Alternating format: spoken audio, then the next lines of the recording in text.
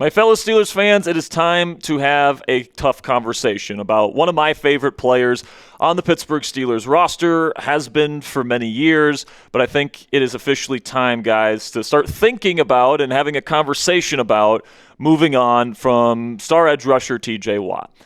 With a new head coach coming in, a new regime coming in, the fact that TJ is the age that he is, making as much money as he is, all the different factors that we're going to talk about on today's show, I think it's time to at least have the discussion about moving on from TJ Watt. But before we get into the content today, the search is on for the next head coach of the Pittsburgh Steelers. And if you guys want daily and free updates on that search, make sure you guys click that subscribe button. We are the largest individually run Steelers news program anywhere here on YouTube with over 110,000 subscribers already subscribed. So if you guys want to join that family today, make sure you click that subscribe button and let's get into it, man. And the first thing I want to say, before I get into some reasons why I think the Steelers should consider trading TJ Watt this offseason, I just want to say I love him, man. I got a poster in our studio here right next to us of him doing his celebration. Like, he's been, the heart and soul of the Pittsburgh Steelers for the last several years, and I think Mike Tomlin directly needs to credit this man right here for never having a losing season here in the Steel City. I mean, there were some seasons where TJ Watt just straight up carried this team to an above 500 record. And, with all the forced fumbles and all the great sack production and everything that he has done for this football team, absolutely, he has earned every dime that he has made with this team thus far. However, I think the time may be here to think about moving on from TJ Watt. And that's what we're going to be discussing on today's show. And, it all starts with where TJ is in his career right now, which is that he's a 31-year-old man. He's going to be 32 next season, and we're already starting to see some signs of physical regression from him. His play style is very based on first-step explosiveness and speed around the edge. He is a speed rusher first and foremost, and he can win with finesse, and he can win with some power at times and convert speed to power and all those different things. But the primary skill set that he has brought to the table throughout his career is his speed element as a pass rusher, and that is starting to dwindle at this point in his career. Yet despite that fact, he is making a shit ton of money. Okay, this new contract, obviously, with the Myles Garrett situation, resetting the market last year, TJ wanted to get paid what the market rate was for somebody of his caliber, which is a star edge rusher, and the Steelers, going into a win-now season, said, all right, we'll pay you the market rate. And now, going into these next 3 seasons, in his age 32, 33, and 34 seasons, he's going to be worth over $40 million per season, and in 2028, it will get up to over $46 million for somebody who has put up this production here over the last 4 years. You guys can take a look at the progression there. And, he's been a very, very good player for a very long time, and he still is a good player, by the way. 7 sacks, 10 TFLs, 3 forced fumbles, and 2 interceptions is not nothing. But if you're going to be paying an edge rusher Myles Garrett level money, you have to have the player be worth Myles Garrett level production. And unfortunately, Watt is just not playing at that level where he's a complete and utter game changer, putting up 20-plus sacks in a year and 7-plus forced fumbles, and the type of production that he was having earlier in his career. You're just not seeing that anymore. And I do want to make abundantly clear that Watt is still a very good football player. He's one of the best run-defending edges in the game to this day. He commands a ton of respect from opposing offenses for a reason, and he is still a very good football player, which is why he still would have value on the trade market. But he's just not the complete game changer the Steelers need him to be at his current price tag. All right, like I said, if you're going to be making $42 million per year, which is good quarterback money, all right, there's less than 20 quarterbacks in the league right now making more than TJ Watt. That is how much TJ is making per season. So he needs to be abundantly valuable for this team, and he has to be the most valuable player on the squad for him to justify the contract that we're paying him at. And the reality of the situation is, guys, TJ Watt, Alex Highsmith, Nick Herbig, having that 3-headed monster at outside linebacker, it's phenomenal. It's the best trio in the National Football League. But as Nick Herbig gets older and, as that rookie contract, comes to a close here very quickly, these three guys are not going to be able to coexist on the same roster. You just can't, feasibly pay all these guys top dollar money, and especially because, they're not going to do a full three-way rotation. Herbig is a rotational player, and you're not going to pay him a bunch of money unless he's going to be a starter. So somebody's got to go here in this group, and I hate to say that because I love having that three-headed monster, but we can start here with, the pressure numbers when it comes to Alex Highsmith, Nick Herbig, and TJ Watt from this past season.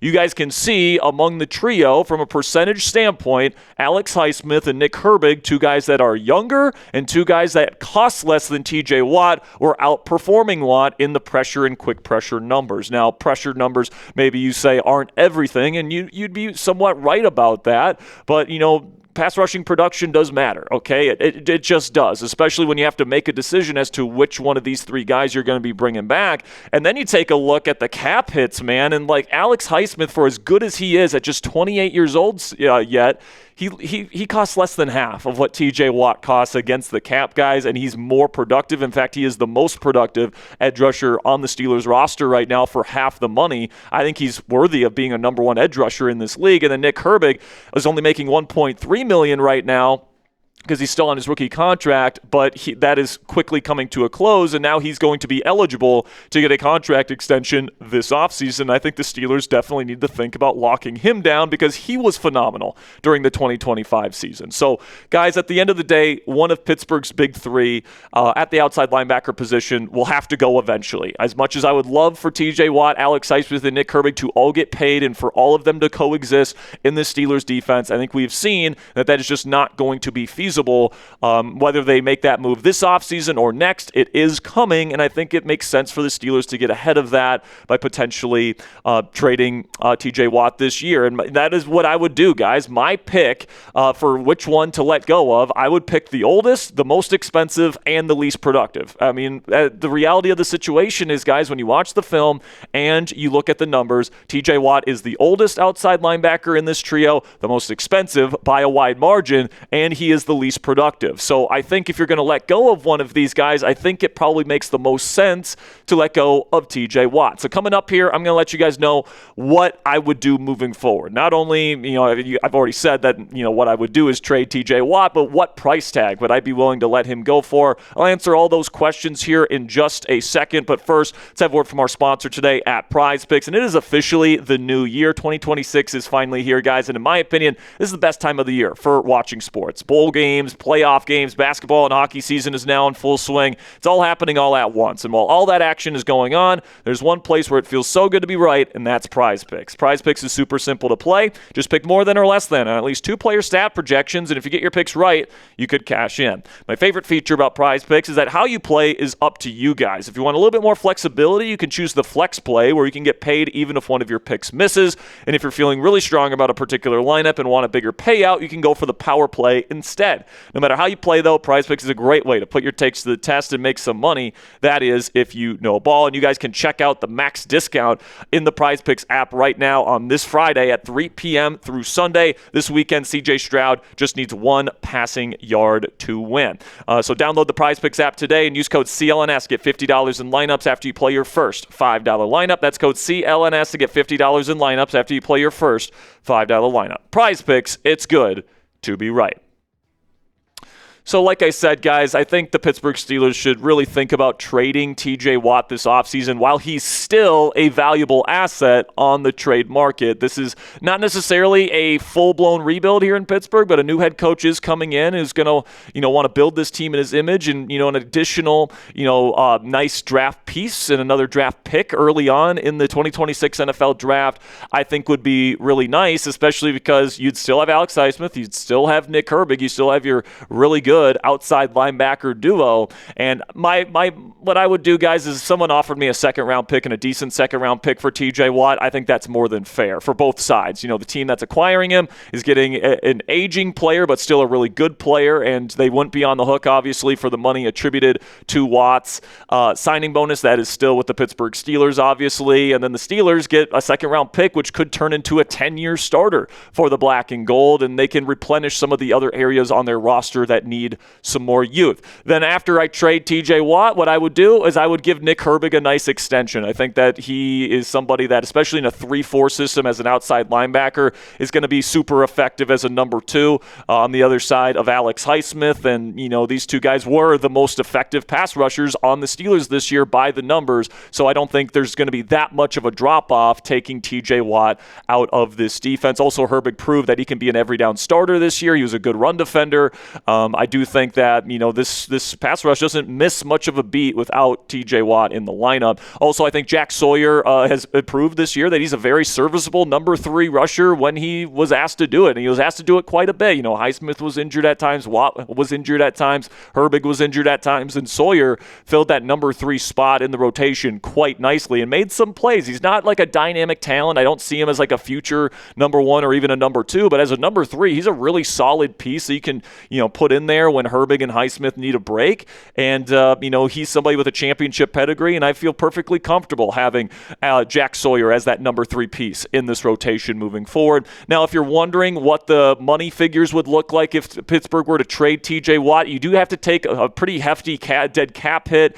It's a $30 million dead cap hit because that's what's left on his signing bonus. But you do offload a lot of the guaranteed money on his deal to the team that's acquiring him, and you don't have to worry about that down the road. And you do actually save $12 million against the cap this year if you trade him away, which could help you sign more players in free agency at other positions of need. So I think the timing is right here, guys, and I would much rather eat $30 million in dead cap in year 1 of a new regime where you're rebuilding the roster, you're setting the foundation for the future, and then also you save that additional $12 million against the cap this year, than have TJ Watt, who is arguably your third best pass rusher on the team right now at a $42 million cap hit. I'm not sure how much sense that makes at this point for this particular football team, especially with Alex Highsmith and Nick Herbig already on the squad. But the big question here, guys, is will the Pittsburgh Steelers have the balls and the cojones to let go of a franchise legend like TJ Watt? And,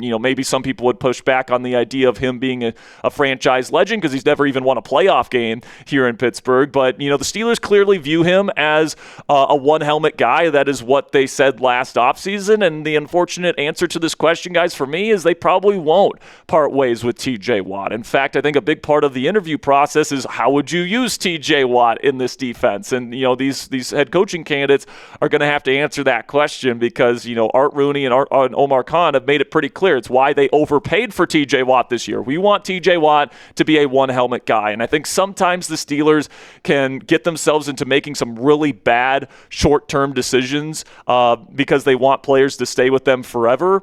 They want them to be one-helmet Steelers and all that different stuff. But, if it doesn't make sense financially, if it doesn't make sense for your football team, a different decision should be made, and you should let somebody that has been a great son of this organization move on to a new home. But unfortunately, I think the Steelers are probably going to, live out this contract at least another season. But I just hope that decision doesn't sacrifice Nick Herbig, because Herbig obviously didn't play enough this year. When TJ Watt, Alex Highsmith, and Nick Herbig were all healthy, Herbig would play like 10 to 15 snaps a game, and for a player of his caliber who is a starting level outside linebacker in this league, he's going to start to get, antsy, and he's going to want to be a starter in this league, especially now that Mike Tomlin's out of the building. He's not going to wait around much longer. So I just hope that the Steelers don't miss out on such a dynamic, young, speed rushing talent like Nick Herbig at just 24 years old, because they want to keep around a 31, soon to be 32-year-old TJ Watt for a $42 fucking million cap hit. I mean, that just doesn't make sense to me. I just hope that Nick Herbig doesn't get sacrificed for that decision. But if you have to let go of one of these guys, who are you letting go of via a trade this offseason? Are you trading TJ Watt, Alex Highsmith, or Nick Herbig? Let me know what you guys think down there in the comment section. For me, my answer, unfortunately, is TJ Watt. As much as I love him and as much as I appreciate what he's done for this organization, I think it makes the most sense football-wise to trade him away this offseason and then extend Nick Herbig. But let me know your choice down there in the comment section. And that'll be it for today's edition of Steelers Talk by Chat Sports. Hope hope we're still friends, guys. I mean, just because I want TJ Watt to potentially get traded here doesn't mean I don't love him as a player or appreciate what he's done for this organization or anything like that. I know he's a fan favorite and for good reason, but I just think the time is probably right here with a new regime coming in to kind of have a fresh start with somebody new, being the number one edge rusher here in Pittsburgh, and get a decent draft pick for TJ Watt while we still can. So I appreciate you guys making it with me here to the end of the show. I'll see you guys next time, and until then, here we go, Steelers.